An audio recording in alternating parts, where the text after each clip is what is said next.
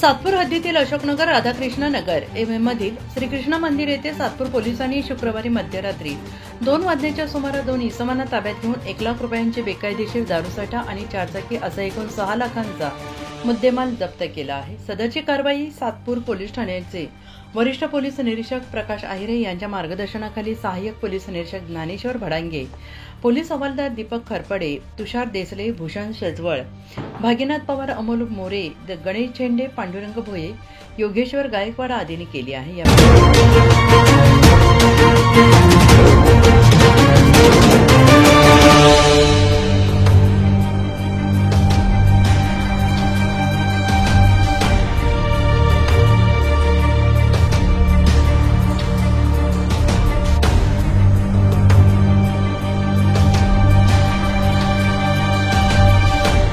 प्रकरणी सातपूर पोलीस ठाण्यात गुन्हा दाखल करण्यात आलेला आहे। पुढील तपास सुरू आहे। एनसीएन न्यूजसाठी सिद्धार्थ लोखंडे, सातपूर।